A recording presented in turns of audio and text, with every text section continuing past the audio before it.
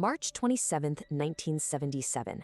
Mid-afternoon, a small bomb planted by a separatist group detonates inside a flower shop at the Las Palmas airport terminal. 8 people are injured. In the ensuing chaos, authorities instantly shut down the entire airport, frantically searching the grounds for a second device. But because of that sudden closure, inbound air traffic from all over the world suddenly has nowhere to go. 2 massive Boeing 747 jumbo jets, a brand new KLM flight from Amsterdam, and a Pan Am flight packed with American cruise passengers are forced to divert. Their new destination?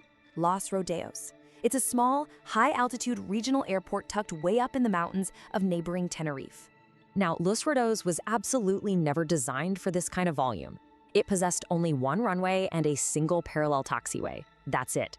Within hours, the sudden flood of diverted wide-body jets completely gridlocks the main parking apron, blocking that parallel taxiway entirely. The Pan Am 747 is now physically trapped on the tarmac, boxed in directly behind the massive KLM aircraft. It's like trying to park a fleet of semi-trucks in a residential cul-de-sac. Hours tick by, and Las Palmas finally reopens. The exhausted Pan Am crew desperately wants to leave, but they literally can't squeeze their jumbo jet past the blocking KLM aircraft. Meanwhile, the KLM captain makes a fateful calculation. To save turnaround time later, he decides to take on 55,000 liters of jet fuel right then and there.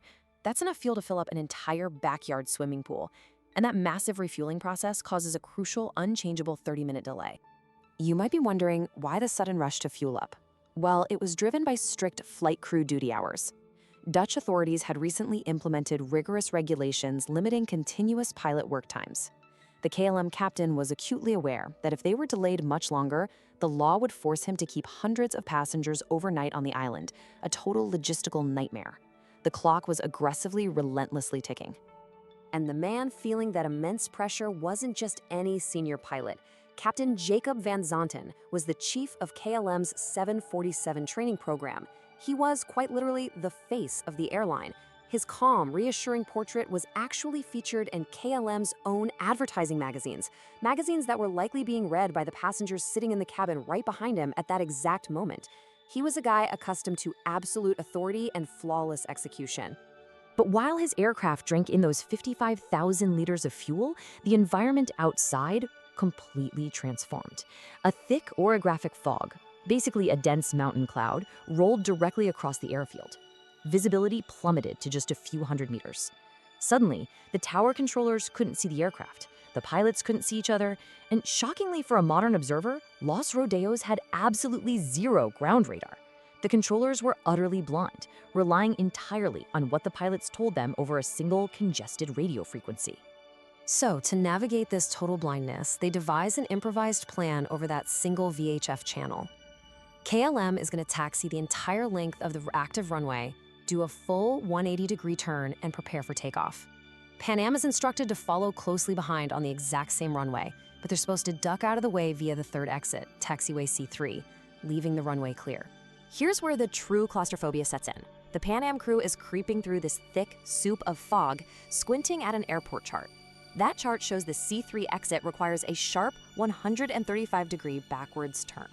For a colossal 747 maneuvering on a narrow slipway, that physical turn is essentially impossible. It's practically like trying to parallel park a skyscraper. Confused by the geometry and blinded by the fog, Pan Am misses C3 and just continues slowly down the active runway. Miles away, at the upwind end of the runway, Captain Van Zanten has turned his massive jet around. He advances the throttles. His first officer, realizing they haven't formally received air traffic control clearance yet, radios the tower. The tower reads back the route they're to follow after taking off. And then, the KLM first officer reads it back and adds a highly ambiguous, totally non-standard phrase. "We are now at takeoff." He meant they were physically accelerating. But the controller, speaking a second language under a massive workload, doesn't grasp the fatal urgency of those words. The controller simply replies, "Okay," and then after a brief pause adds, "Stand by for takeoff, I will call you." But at the precise, exact microsecond, the tower controller pushes his button to say, "Stand by," the Pan Am crew in the fog keys their microphone to warn everyone, "We are still taxiing down the runway." What happened next is a terrifying quirk of 1970s radio technology. Because those 2 crucial transmissions, the tower saying stop and Pan Am saying we are still here, were broadcast at the exact same moment on the same frequency, they didn't just overlap into a jumbled voice. They canceled each other out completely. In the KLM cockpit, instead of hearing those life-saving warnings, the crew heard exactly 4 seconds of static, a deadly, high-pitched squeal that obliterated everything except the controller's initial word, okay. Believing the runway is totally clear, the KLM jet accelerates into the mist, a million-pound machine hurtling forward entirely blind. Inside the Pan Am cockpit, Captain Victor Grubbs is peering into the gray soup when he suddenly sees landing lights blooming out of the mist at horrifying speed. He screams, "What the bloody hell is he doing? He'll kill us all!" and desperately throws his flight controls hard to the left, trying to force his enormous aircraft off the tarmac and onto the grass. Captain Van Zanten sees the Pan Am at the last possible second. He hauls back on the controls, dragging the KLM's tail along the runway in a screaming bid to fly over the American jet. He nearly makes it, but the KLM's lower fuselage tears completely through the upper deck of the Pan Am. Both planes are instantly engulfed in flaming jet fuel. 583 people die. The aftermath of this permanently rebuilt the aviation industry you fly in today. Standard radiophraseology was completely rewritten. The word takeoff is now strictly banned unless an actual clearance is being granted. Even more crucially, it birthed crew resource management. The old, rigid culture where a junior officer would hesitate to challenge a famous captain, that was dismantled forever. And yet, for all the sweeping changes, the modern ground radar installations, and the strict new rules that came from this, the starkest reality of 1977 remains. This monumental devastation was not born of malice or sabotage.